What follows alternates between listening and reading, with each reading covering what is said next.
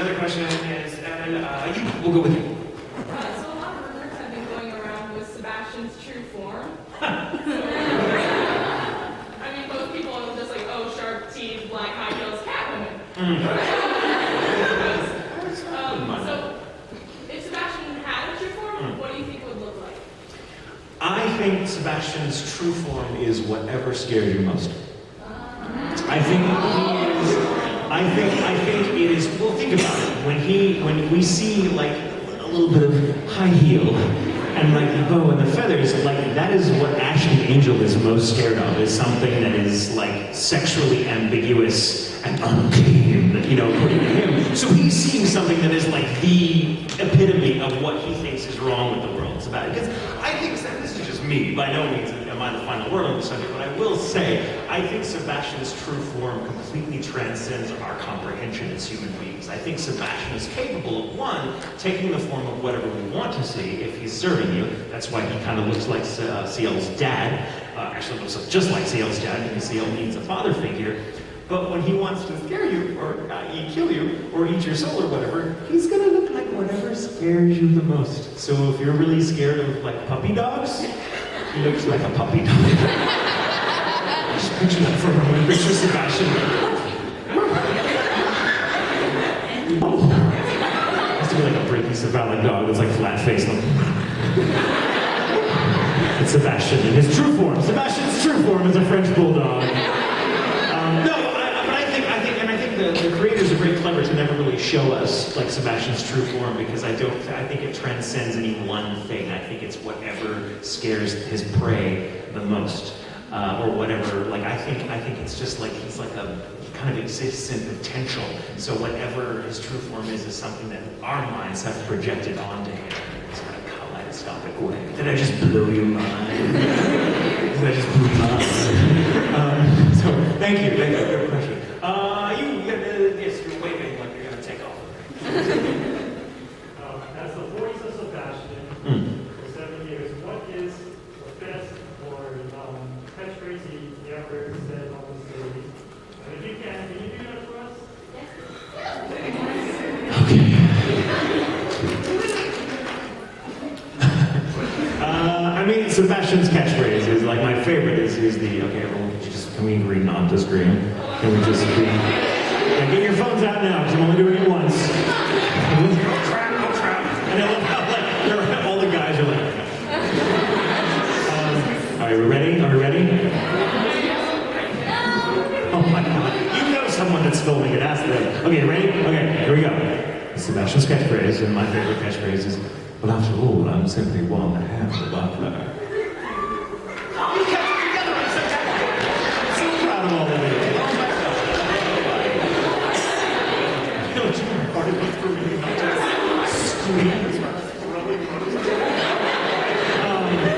Cool.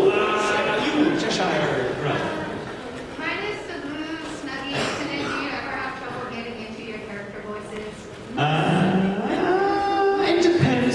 Most of the time, not, because you get to know them. Like Sebastian's very easy for me. Franz is very easy for me now. After doing that for 5 years. Can I tell a quick Snuggie story though? Everyone knows the Snuggie story, right? So I told that story. Okay, let me recap. So there was a day when I was recording both Sebastian and later the same day France. Those are two very different accents, almost diametrically opposed, because you go from, hello, my lord, blah, blah, blah, to, oh my God, hello. And like, France in England, not friends.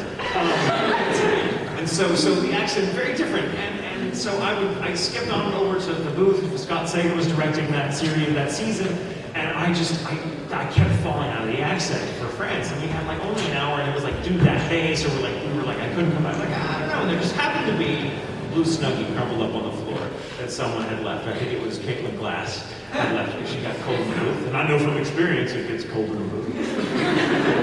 So I'm like, I just had this moment where I'm like, I'm gonna put this blue Snuggie on because it's blue and ridiculous and seems like something France would do. And I'm getting this kind of Frosty the Snowman magic top hat vibe from this thing. If I put it on, the accent will come. And it did. I put it on, I was like, there's the accent, I just had to put this on. It's fine, you're good, Scott, roll, you're good.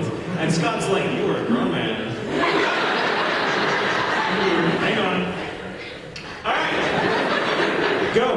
I did it, and thereafter Scott made me wear that damn thing every time I recorded things. And it changed directors, and it went from director to director. Every time I'd go in, there'd be the Snuggie waiting for me. Oh, really? It's been 5 years.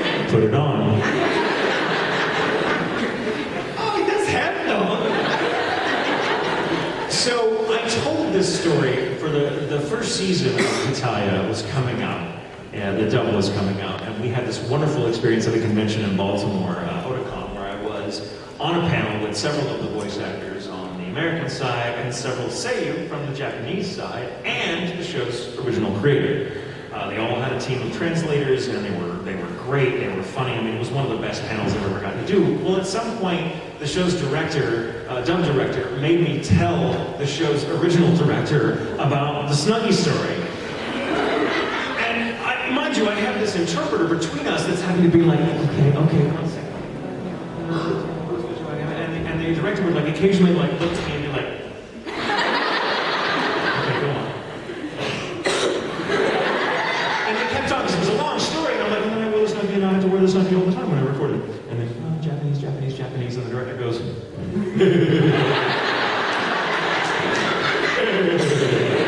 he kept like, he would not let it die. The whole weekend he'd be like, Snuggie. And there we go, bridging the gap in languages, Snuggie.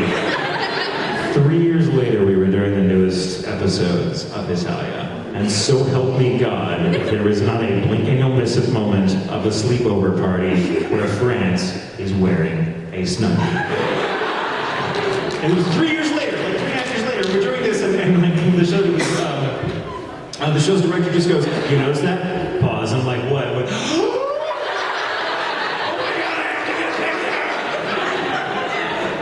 Not saying it was done for me, just saying it's a powerfully odd coincidence. So, thank you. Another question. Let's see, I've got, do I have 15 minutes left? Does anyone know how much time is going to air? Hawaii, take all the time. What? 15 minutes? Okay, cool, 15 minutes. Yes. Working on Baccano was great since the show. Yes. I got a story for you. Okay.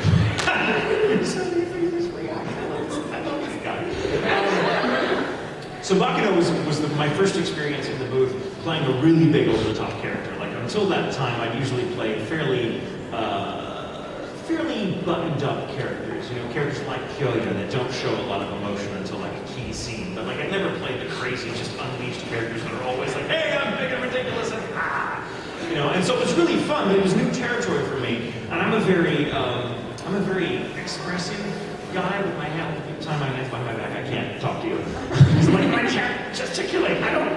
You know, it's like putting a gag in my mouth. So I didn't mean to give you that image.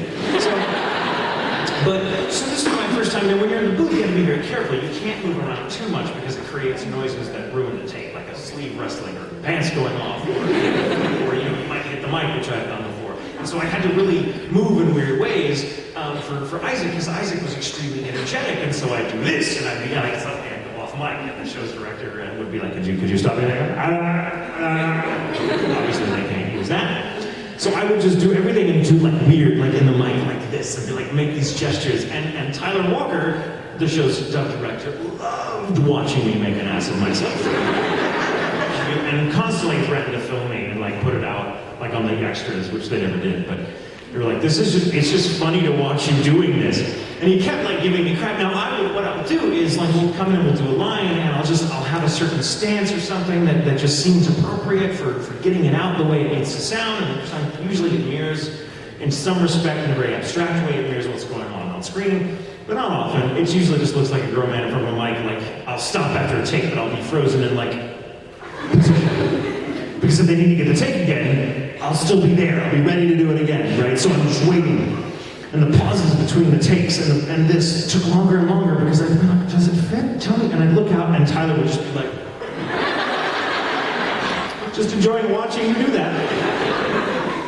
And at some point I was like doing this in the booth. I was like saying a line and I was like, da da da da da da da da da da in that voice. And Tyler was just, I'd look out and he and Corey, who was the engineer on that show, were crying, like holding each other. They were laughing so hard. I'm like, leave me alone, it's the character.